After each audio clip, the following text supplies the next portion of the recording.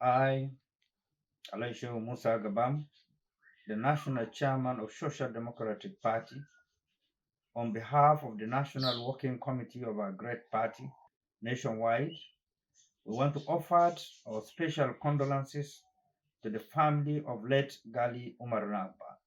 It is indeed a great loss for the country.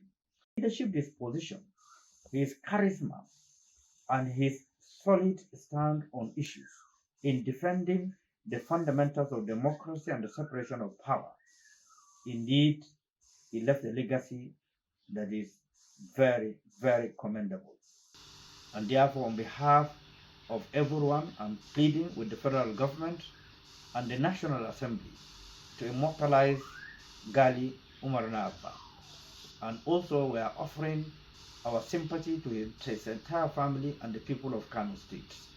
Secondly, sadly also, this morning we had the news of the demise of His Excellency, the former governor of Ondo States, who was going through some health challenges, and God in His infinite mercy decided to call him today. We are sharing our condolences, our sympathy to the entire people of Ondo States and his family as well. The third issue that I want to mention, of recent, our nation is experiencing a very terrible situation full of grief and sorrow to the entire Nigerian families, especially states like Katsina States, like Kaduna States, like Zamfara States, of recent Plateau States, where a lot of anarchy, killing, maiming, and barbarism is taking place. We cannot afford to continue like this. I want to call on the President and Commander-in-Chief that the ball stop at his own desk. Mr. President, you apply for this job. And in your out of office, you promise to secure every Nigerian. Safety of life and properties of Nigerians is Article 1. It's in Article 1 of our Constitution. The Nigerian population is over 250 million according to approximation, which means in the next 5, 6, 10 years, Nigeria will clock over 300 million population. Population is a blessing. Population is a wealth. But the population can turn against the nation when hunger enveloped the population, when joblessness enveloped the population, particularly a nation that is having a large chunk of young people that constitute the population of the country. Mr. President, I'm appealing to you to rejiggle the budget to accommodate the fiscal policy of our country. Mr. President, you also need to rejiggle our security architecture. The Nigerian police force must be overhauled, must be equipped. Their salary and allowances must be reviewed.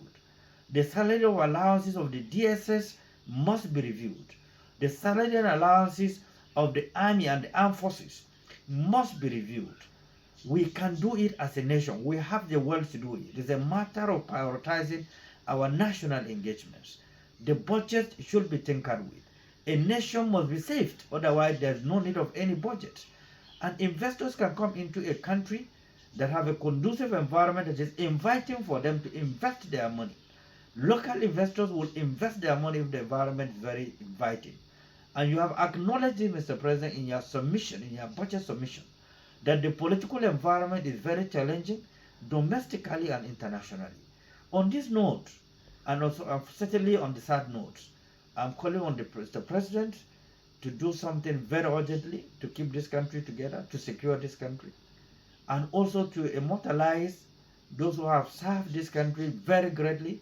Records have shown that they have served this country with passion and with complete commitment to a nationhood. We wish this country great.